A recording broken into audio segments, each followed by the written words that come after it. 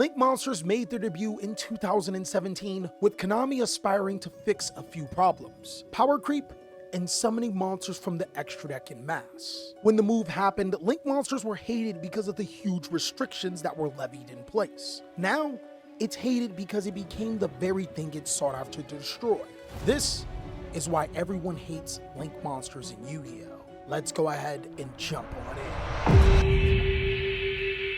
Now, in a previous video, I talked about how Link monsters were supposed to fix the game. The pendulum mechanic was quite problematic at the time, and Links were Konami's way of a soft reset to the entire card game. It was supposed to combine all of the other mechanics and unify them under one umbrella, but it's kind of obvious how that worked out considering the title of this video. Like I said in that video, if pendulums are the confused middle child that got blamed for bringing the family together, then Lynx is the deviant that gets away with everything and everyone else around it gets punished. Allow me to explain. Making their debut on August 3rd, 2017, Link monsters came with some serious rule changes that punished every other mechanic in the game. It's almost like when the favorite family member comes over to visit and you have to give up stuff so they can be happy. And Pendulums, the black sheep of the family, got it the worst. When Links were first introduced, one of the biggest things to happen in the card game was that Pendulums lost their very own zones. Before Link monsters moved into the room to cramp up the space, Pendulum monsters used to have their very own specific zone outside of the spell and trap card that you can place them into.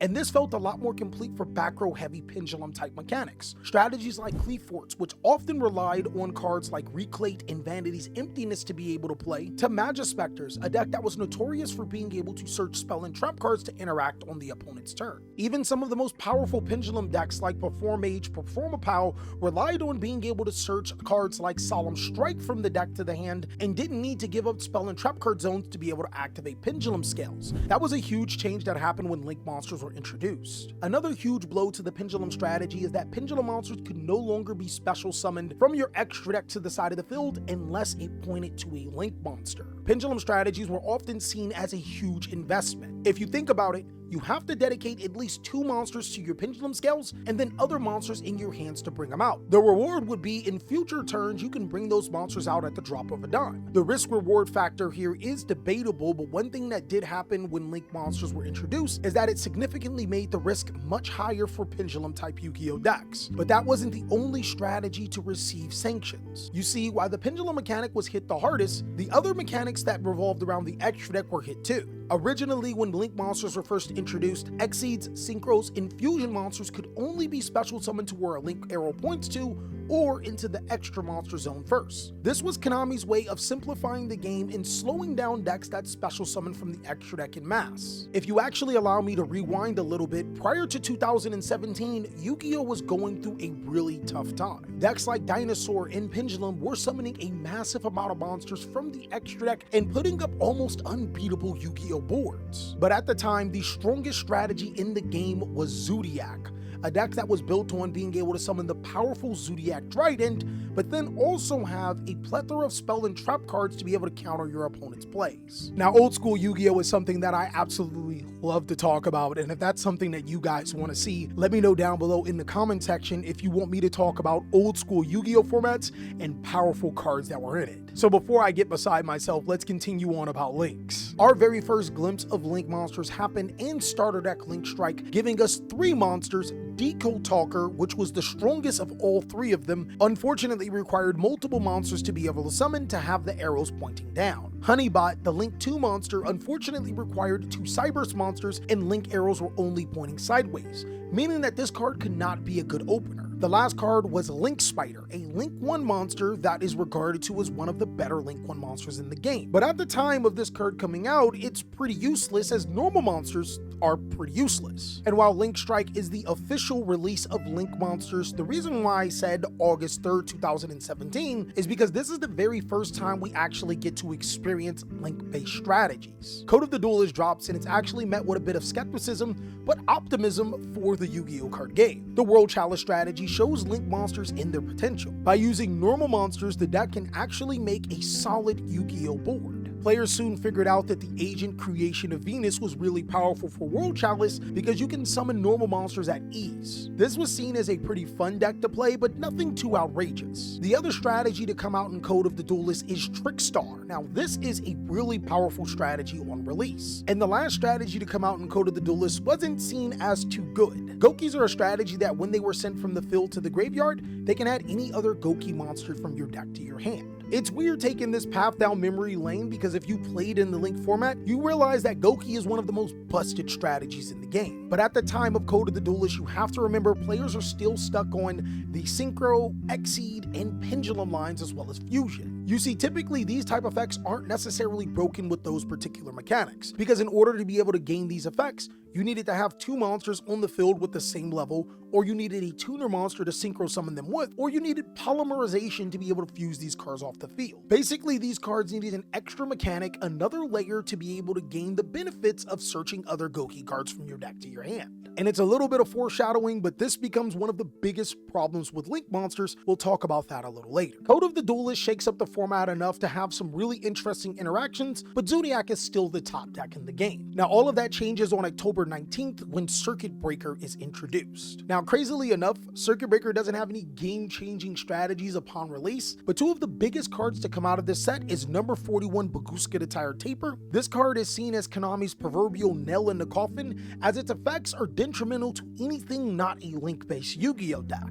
At the time of this card's making, it was oppressive enough to discourage players from playing anything that wasn't a Link-based Yu-Gi-Oh deck. Like I said in the early analogy, it rewarded the deviant and punished everyone else. But the real game changer inside of this Circuit Break set isn't evenly matched. The card was crazy, but the genuine problematic card is Spiral Double Helix. Spiral Double Helix gave support to the Spiral strategy, a deck that did not see play when it made its debut in Dark Illusions. But everything was set to change around this card, giving you the ability to be able to special summon a Spiral monster from your deck, combined with the mechanic on how Link monsters operate, made this the tier 0 deck of the format. Allow me to explain. You see, by design, Link monsters are inherently busted. Unlike Synchros, Exceeds, and Fusions that require a tuner, two monsters with the same level, or even specific monsters or attributes, Link monsters just require monsters. It's the most simplistic way of being able to summon another powerful monster out of your extra deck, which was only being gatekept by the fact that there wasn't enough Link monsters. Take, for example, at this time with Circuit Break, one of the most powerful Link monsters in the game was Mrs. Radius. This card was crazy good strictly because it had two Link arrows pointing downward and was somewhat generic. Other monsters like Trigate Wizard and Firewall Dragon required too many resources to be able to play until Spiral came around. Spiral has quite a few cards to be able to summon monsters to your side of the field with ease, whether it was Spiral Mission Rescue or Assault, which did not have a once per turn clause, all the way down to monsters like Spiral Super Agent and Spiral Quick Fix, a monster that is decently balanced because once it summons itself to the side of the field, it's banished, meaning the only way to get this card to the graveyard was to Exceed with it, which also was pretty balanced because there's no way to get rid of Exceed monsters, except for linking them. Spiral became the very first glimpse of what Link monsters were to become, easily playing through the game's most powerful and only hand traps, Ash Blossom and Joyous Spring, Effect Failure, and Ghost Ogre and Snow Rabbit, while being able to summon powerful monsters like Trigate Wizard to the side of the field, Firewall Dragon, and Link Karibo. Now, the 2017 November ban list does help alleviate this problem, limiting Blackwing Gofu, which was a powerful card to be able to get Link monsters to the side of the field, but also limiting both Spiral Gear Drone and Quick Fix, making this deck a little bit more balanced. And seeing that the Spiral strategy predated Link monsters, surely Konami has learned their lesson and has foolproof future strategies to not take advantage of Link monsters in this particular way. This is what I like to call ominous foreshadowing. February 1st, Flames of Destruction is the first main Yu-Gi-Oh set introduced, breathing new life and new possibilities for the Link mechanic. This particular set itself produces some of the most busted Link cards that are still on the ban list. Isolde, Two Tales of Noble Knight, and Curious the Lightsworn Dominion are cards that get banned later on, and the jury is still out on cards like Saryuja's Skull Dread because it is a very powerful card. But the most game-changing card in this entire set is actually bringing power back to Pendulums with Heavy Metal Foes Electrobite. You see, during this time, while Konami did take away power from a lot of Yu-Gi-Oh strategies that relied on the extra deck, they also introduced a ton of link monsters to give those decks back power. Unfortunately, it just had to go through the link mechanic, and also unfortunately, these cards felt incredibly overpowered. Heavy Metal Foes Electromite by itself spawns an entire format where Pendulum becomes the strongest deck in the game. The deck is almost actually hit immediately and still becomes one of the mainstays throughout the time of this particular era of link summoning. Ironically enough, Pendulum was so powerful in this era, it affects how you play Yu-Gi-Oh today. You see, during this time, Pendulums was one of the very few strategies that can summon a plethora of monsters that can stop your opponent from doing things. A lot of players like to call these negates. This particular method of Yu-Gi-Oh was birthed during this time, and even in today's deck building, players still look for these type of core values when it goes to building a powerful Yu-Gi-Oh strategy. Now, if I told you we had two formats that can be considered very problematic in less than a year, I would be lying. There was actually more. You see, we start to hit this ongoing theme with Pendulums. The game becomes less and less about what your core strategy does, and more about how many monsters can your core strategy summon to the side of the field to gain access to some of the most broken link monsters in the game. The original link monsters to do this were monsters like Firewall Dragon, and then it became Borlo Dragon in Saryuja Skull Dread. There are actually a ton of decks that are centered around summoning some of these powerful cards. But nothing really gets worse than Flames of Destruction opening the floodgates on what link monsters could potentially be. Flames of Destruction does give us some really powerful cards that players still remember, monsters like Altergeist Multifaker, which makes the Altergeist strategy what it is, and then powerful spells and trap cards like Red Reboot and Called by the Grave. In no way, shape, or form am I trying to say Flames of Destruction was a mistake. The Nightmare Monsters definitely are though. The Nightmare Monsters were the first group of generic link monsters that players started to soon figure out that they can summon with ease inside of their decks. Eventually, that Goki Yu-Gi-Oh strategy that was introduced in Code of the Duelist became a top-tier Yu-Gi-Oh deck because it could take full advantage of these Nightmare Monsters and do something called Extra Link. Most people may know what an extra link is. It's basically when every single one of your link monsters co-link to one another, meaning that their arrows point towards each other, meaning that you can summon link monsters all the way across to your board, but even more importantly, you can occupy both extra monster zones. Nowadays, occupying both extra monster zones is a really big accomplishment, but back in this particular time in Yu-Gi-Oh, occupying both extra monster zones was almost a death sentence. You see, back in this day, in order to have access to your extra deck, you needed to be able to summon a monster to where a link arrow points to. And it just so happened that in this particular time of Yu-Gi-Oh, there was enough link monsters to be able to extra link your opponent and not give your opponent an extra link to point to, meaning that they couldn't special summon from the extra deck. Pair this with another card that came inside of Flames of Destruction, Nightmare Corruptor Ibli, your opponent just simply couldn't special summon. And Goki was a deck that can do this with ease. Now, if that wasn't enough to justify players hating links, it does get worse with Goki. On June 28, 2018, Battles of Legends Relentless Revenge is introduced. This is a follow-up on one of the best sets of all time in Light's Revenge and introduces some really cool cards. Cards that you may know like number 75, Babusali Gossip Shadow, and number 90, Galaxy Eyes Photon Lord. Really decent, powerful, but not overbearing Yu-Gi-Oh cards are inside of this set, as well as some really good reprints. But one of the worst cards ever printed in the history of Yu-Gi-Oh also comes inside of this set in Topologic Gumblar Dragon. Topologic Gumblar Dragon has a really interesting effect. If another monster is special summoned to where Gumblar Dragon points to, you can discard up to 2 cards from your hand and your opponent has to do the same. Then if this card is extra linked and your opponent has at least 1 card in their hand, they have to discard up to 2 cards in their hand, and if they currently have 0, they take 3,000 damage. Seeing that Goki was a deck that could already extra link, it would be a little unfair to force your opponent to discard 4 cards from their hand in the starting process, but Topologic Gumblar Dragon did exactly that. And it didn't make matters better that in the next set, Cybernetic Horizon, we received exclusive monsters known as the Dangers, monsters that can summon themselves to the side of the field at will. Now, you're probably at this point in time starting to see a recurring theme. Monsters that can easily summon themselves to the side of the field are really powerful, and they only help further the link strategy. The Danger monsters actually seem innocent here, but since their effects are not once per turn, and some of them can guarantee a special summon to the side of the field, this actually helps propel a deck that can end players' turns before they get to even start. Slightly worse than the Topologic Gumblar loop that Goki players did.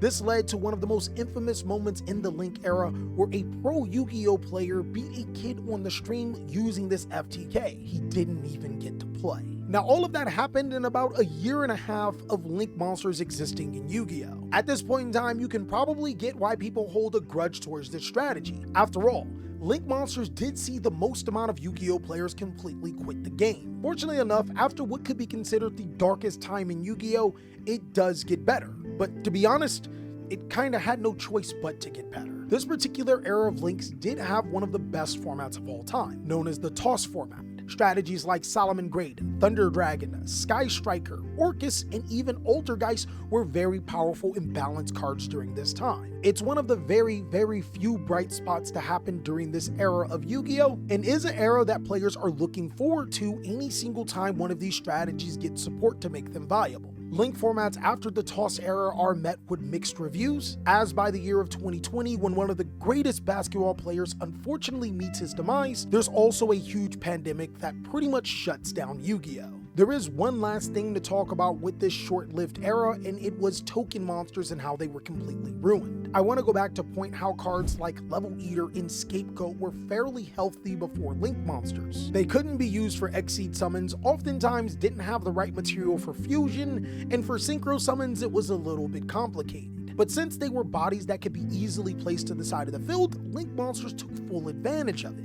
And if you look on the ban list historically, any card that can generate monsters is on that ban list strictly because of Link summoning. I'm not saying that without Links there wasn't going to be a mechanic to eventually break those cards, but it goes to show you how tokens should be balanced appropriately. Apparently, Konami didn't get the memo. Dual Overload is the first of its kind when it comes to introducing new support and giving support to strong strategies. It actually also gave us cards like Samorg Bird of Sovereignty and Union Carrier, which the more you think about it, the more that the person that is in charge of making these cards should probably take a break from making cards permanently. Mecha Phantom Beast Auroradon was also in this set. Holy! Now, Crystron Hucklefibrix wasn't originally the demon that we know of it as today, but when the set Eternity Code was released, a monster named Link Cross was also introduced that can summon token monsters to the side of the field up to the Link rating of the monster that it used. Hucklefibrix was a generic synchro monster because it didn't require specific levels